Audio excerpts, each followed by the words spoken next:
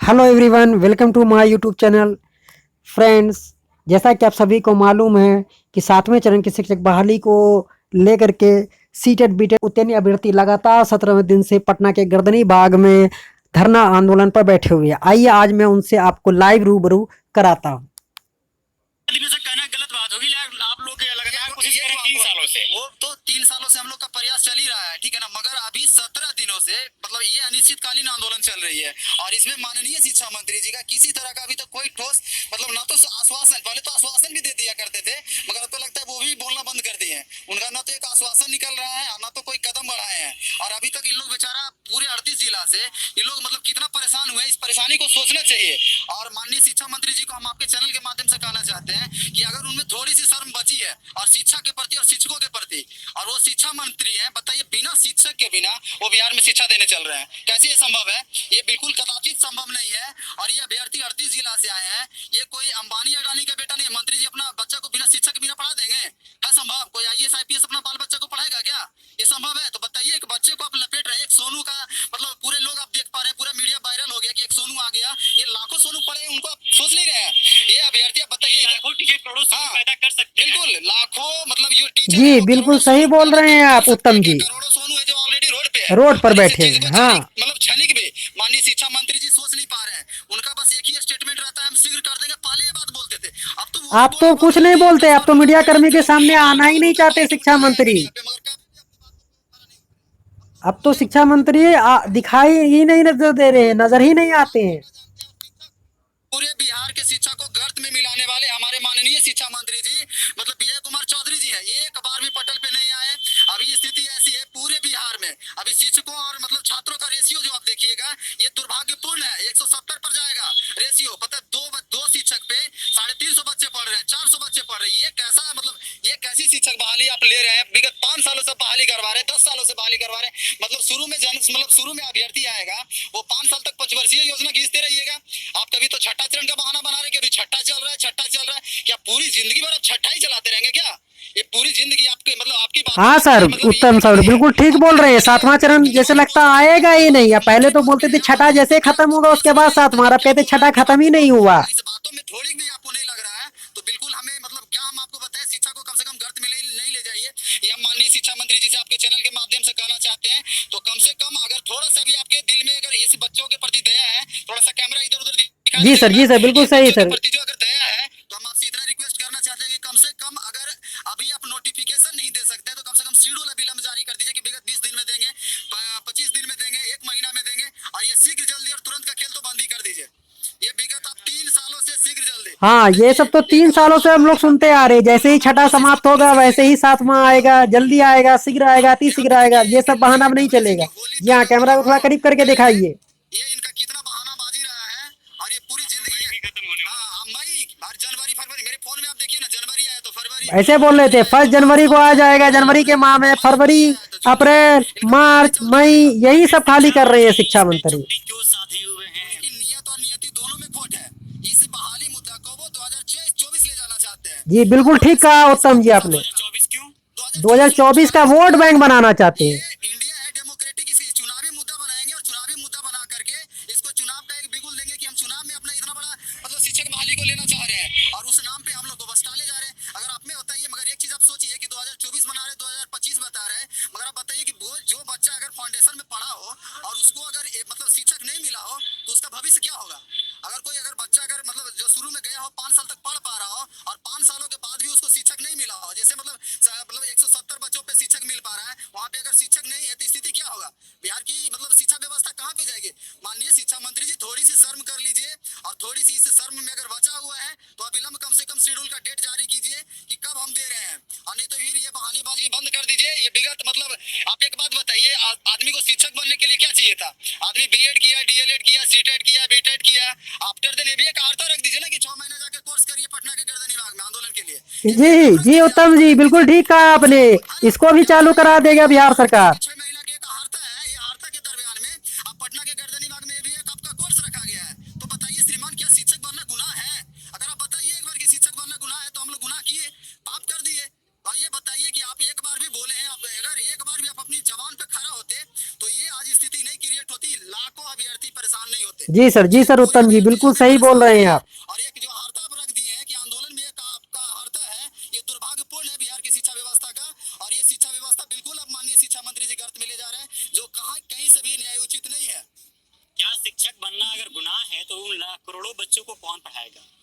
ये माननीय शिक्षा मंत्री जी से तो हम जानना चाहते हैं, यही क्वेश्चन कभी उनसे भी पूछा कीजिएगा आप लोग कि बताइए इतना डिग्री लेने के बाद आप बताइए कि आपके पास इतना सीट खाली है, ठीक है, और इतना हाँ सर वो उत्तम जी 3.5 लाख सीट खाली है टीचरों की बिहार में। कि 10 साल तक बिना शिक्षक के पढ़ लो, है ना? तो आप बताइए कि बिना शिक्षक के आप पढ़ाएंगे तो बिहार की शिक्षा व्यवस्था कहाँ जाएगी? चौपट हो जाएगी, चौपट हो जाएगी। विद्यालय में क्या इसको चुनावी मुद्दा बनाने की कोशिश की जा रही है? जी सर बिल्कुल 2024 का ये वोट बैंक बनाना चाहते हैं 7वें चरण की बहाली को। 24 के आसपास ही कुछ न कुछ बहाली नोटिफिकेशन निकालेंगे, इसके बाद बहाली करवाकर उसी के नाम पर अपना वोट बैंक करेंगे, समझे? इसके बाद शिक्षा रेडी थी कि क्या 2024 में अगर चुनावी मुद्दा बनाई जाती है? नहीं हम लोग ऐसा नहीं हरगिज नहीं होने देंगे सर। अति शीघ्र और जल्द, मतलब उनका जो होता है वो हम लोग क्या उखाड़ फेंकेंगे, हम लोग बहुत जल्द उनसे नोटिफिकेशन निकलवा कर रखेंगे, हम लोग नोटिफिकेशन निकलवा देंगे उनसे जल्द, बहुत जल्द निकलवाएंगे। देखिए लगातार आप लोग अलग अलग तरीके अपना रहे हैं आंदोलन का, कभी मुंडन करवा रहे हैं, जी सर। शिक्षा मंत्री नीतीश कुमार का सद्बुद्धि के लिए हवन करवा जी रहे हैं। सर जी सर लेकिन इसके बावजूद भी उनके शिक्षा मंत्री को या नीतीश कुमार जी का सद्बुद्धि नहीं आती है, ऐसा क्यों? सब समझते हैं वो, बताते हैं कि अगर नियत और नियति लेकिन बस दोनों 2000 साथ चुनाव का देखिए, सबसे बड़ी चीज़ 24 है का कि वो चुनाव का ये शिक्षा व्यवस्था तक टालना में, चाहते शिक्षा हैं। विभाग में सबसे ज्यादा फंडिंग शिक्षा विभाग में होता है बिहार में, मगर वो इन्हें पता है ना, हम बिल्डिंग बनवा देंगे, मतलब खिचड़ी बनवा देंगे, पोशाक राशि देंगे, छात्रवृत्ति नहीं देंगे, ठीक है, मगर उन्हें पता है कि शिक्षा वो शेरनी का दूध है, जिसने पिया है उसने दहाड़ा है, और उन्हें पता है कि अगर हम बिहार को शिक्षित कर देंगे तो हमारा जो ये गोल मोल फ्रेंड्स है ना, वीडियो को जमीन की शुरू तरह, से लेके अंत तक शिक्षा देखना ना मंत्री भूले, का बहुत चलेगा। ही इसलिए वो शिक्षकों अच्छी के खुशखबरी निकल कर आने वाली है फ्रेंड्स। में पहुंचा चुके हैं, अब क्या दोबारा पहुंचाएंगे माननीय शिक्षा मंत्री? बिना शिक्षक फ्रेंड्स के यदि विद्यालय वीडियो पढ़ अच्छा रहा लग है, रहा है शिक्षक के बिना तो विद्यालय चल रहा है, वीडियो को ये ज़्यादा से ज़्यादा दुर्भाग्य शेयर है। करने और की हम तो कहते बिहारी होने कोशिश पे गर्व करें। है, मगर बिहार की शिक्षा व्यवस्था पे हमें शर्मनाक है, शर्म है। बिहारी होने पे गर्व है कि हम बिहारी हैं, मगर ये माननीय शिक्षा मंत्री जी अभी तक नहीं सुधरे हैं। पता नहीं इनका नियत और नियति क्या है और कब तक इनकी नियति चलती रहेगी, भगवान ही मालिक है इनका। अगला कदम क्या होगा आप लोग का? अभी तक तो यही कदम चल रहा है कि हम लोग जो है अनिश्चितकालीन धरना पर हैं, भूख हड़ताल पे भी बैठे हैं आप लोग? हाँ सर हाँ। सबसे बड़ी बात यही है कि हम आपके चैनल के माध्यम से पूछना चाहते हैं सरकार से, किस तरह की शिक्षा व्यवस्था चाहते हैं आप?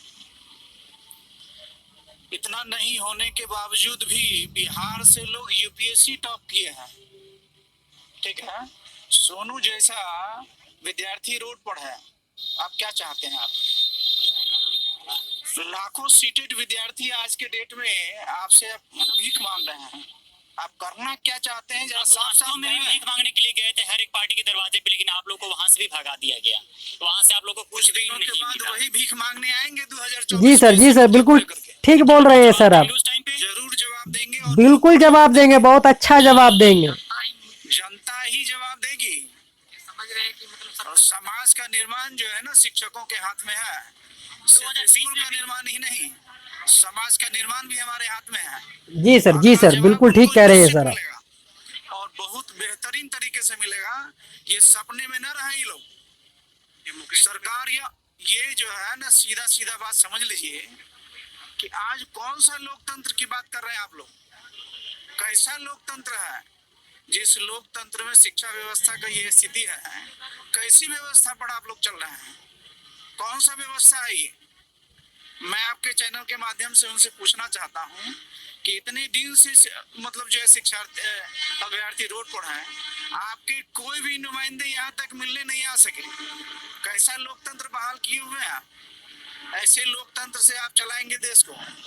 ऐसे लोकतंत्र की जरूरत नहीं है। क्या बिना शिक्षा का बिहार में संभव है? कदापि नहीं। जैसा कि भी हम लोग जानते हैं कि शिक्षक एक राष्ट्र निर्माता होता है, किसी भी राष्ट्र एवं समाज के निर्माण में शिक्षक का महत्वपूर्ण योगदान जी होता है। सर इससे स्पष्ट है कि बिना शिक्षक के बिना कतई भी कहीं कोई भी समाज को विकसित नहीं किया जा सकता। जी, शिक्षक के बिना समाज का निर्माता, प्रत्यक्ष प्रमाण के तौर पर है कि समाज का निर्माण नहीं हो सकता। और एक तरह जुमलाबाजी कर रहे हैं, हम लोग अभ्यर्थी उनके जुमलाओं का शिकार होते रहे हैं।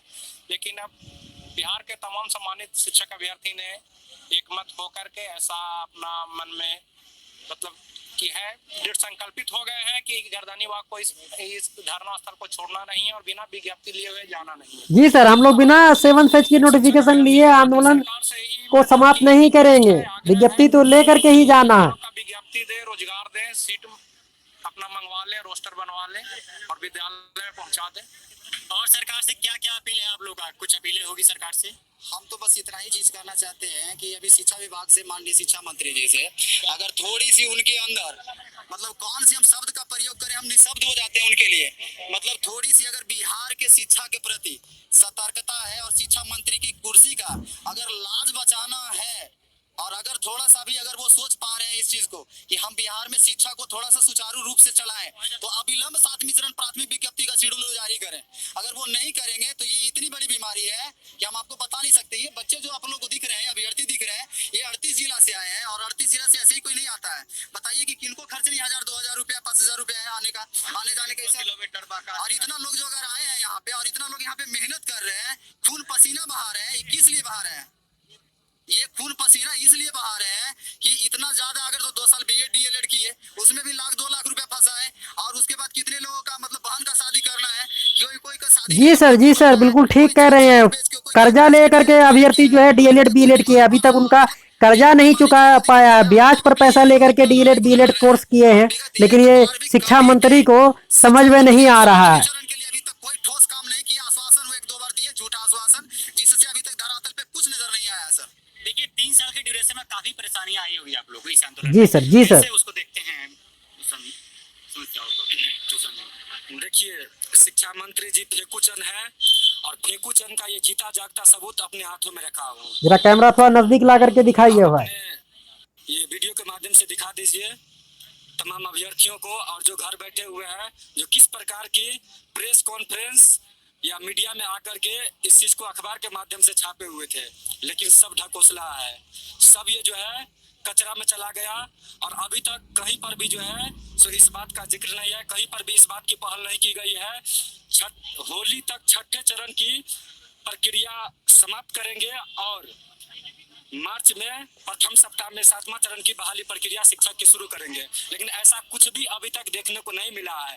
तब हम लोगों ने आकर के लास्ट में गर्दनीबाग की धरती पर अपनी मांगों को लेकर उतरे हैं और तकरीबन जो है 17 दिनों से हम लोग यहाँ डटे हुए हैं। 42 डिग्री की जो है चिलचिलाती धूप में यहाँ पर हम लोग बैठते हैं, न खाने का ठीक है न सोने का ठीक है। हम लोग बार बार यही जो है सब मिन्नत करते हैं, बार बार गुहार लगाते हैं कि कभी तो जो है सो हम लोग की पुकार सुनिए, कभी तो हम लोग की फरियाद सुनिए। हाँ सर, शिक्षक अभ्यर्थियों को धरना प्रदर्शन में बहुत तरह की तकलीफें उठाना पड़ रहा है, लेकिन ये शिक्षा मंत्री और शिक्षा विभाग नहीं समझने को तैयार है। चुप्पी साधती है, क्यों आश्वासन देना भी बंद कर दिया? पूछना चाहूंगा आपके चैनल के माध्यम से कि अगर शिक्षा मंत्री को कोई भी वैधानिक परेशानियां हो तो जनता के सामने लाएं। जी सर, बिल्कुल सही बोल रहे हैं सर आप। सामने लाएं और अपने पद से इस्तीफा दे दें। हाँ सर, बिल्कुल सही बोला। अगर आपसे नहीं संभलता तो आप इस्तीफा दे दीजिए शिक्षा मंत्री के पद से। बैठे हुए हैं, हाँ, क्या जरूरत है ऐसे लोगों की बैठने की? अगर वो अपनी मतलब जो है वैधानिकता को नहीं निभा सकते हैं तो उस पद को छोड़ देना चाहिए। आज देख रहे हैं शिक्षा का क्या स्थिति है। भारत के अन्य राज्यों में भी शिक्षा व्यवस्था किस तरह से चेंज हुआ है। मुख्यमंत्री के चेंज होने के साथ साथ बिहार को क्या हो गया है 15 साल में आज तक कुछ भी चेंज नहीं हो पाया। ऐसा क्या कारण है? जवाब दे मुझे वो। पूरे शिक्षक अभ्यर्थी को, पूरे शिक्षक समाज को ये बताएं कि शिक्षा व्यवस्था इस तरह से लचर व्यवस्था क्यों है। हाँ, उनसे नहीं संभलता तो आप इस्तीफा दीजिए भाई शिक्षा मंत्री जी। क्या जरूरत है आपके जैसे लोगों का चेहरा देखने का? यानी उनसे आप लोग इस्तीफा चाहते हैं? हाँ सर, हाँ बिल्कुल बिल्कुल। जब आप अपने दायित्वों को नहीं निभा पाएंगे, कर्तव्यों को नहीं निभा पाएंगे तो आप इस्तीफा दीजिए। मालिक है, आप अभ्यर्थियों के साथ खिलवाड़ कर रहे हैं, उनके भविष्य को नर्क में डाल रहे हैं। दिखा दी जाएगी। आप फिर वही चले आएंगे। मैं आपके पास नहीं जाऊंगा, लेकिन आपको मेरे पास आना पड़ेगा। जी सर, बिल्कुल ठीक कह रहे हैं आप सर। आपको भीख मांगना पड़ेगा, ठीक है? लोकतंत्र को मजाक मत समझिए। अगर इस तरह से मजाक करते रहे, जनता के भविष्य के साथ खिलवाड़ किया तो जनता आपके भविष्य के साथ। जरा कृष्णा जी, जरा आप सामने आ जाएं। क्या कोई डेलीगेशन टीम आप लोग कुछ बातें आप भी बताइए कृष्णा जी। बहुत बार गई थी मिलने। क्या बताया गया वहाँ से? सिर्फ आश्वासन पर आश्वासन ही दिया, बस तारीख पे तारीख ही मिला है सर। नहीं की गई। आज तक अभी तक किसी तरह की ठोस कार्रवाई नहीं की गई। अगर करते तो फिर मैं यहाँ क्यों होता? आज 17 दिन से ये अनिश्चित महाआंदोलन क्यों चलाया जा रहा? कोई शौक से बैठा हुआ 38 जिला का लोग? ये आंदोलन कब तक चलता रहेगा आप लोग? अनिश्चितकालीन है, आप देख सकते ये तो चलता ही रहेगा सर। जब तक नोटिफिकेशन नहीं तब तक आंदोलन चलता रहेगा। तब तक है जब तक की विज्ञप्ति जारी न हो जाती है, तब तक कोई शिक्षक नहीं हटने वाला यहाँ से। अच्छा, और क्या क्या आप लोग आगे तरीका कृष्णा जी से जरा सा बात कीजिए। बिल्कुल, जब तक अगर जो शिक्षा मंत्री यदि सूचना सातवीं प्राथमिक युवती का नहीं देते हैं तब तक हम प्रोटेस्ट करते रहेंगे और लगातार करते रहेंगे।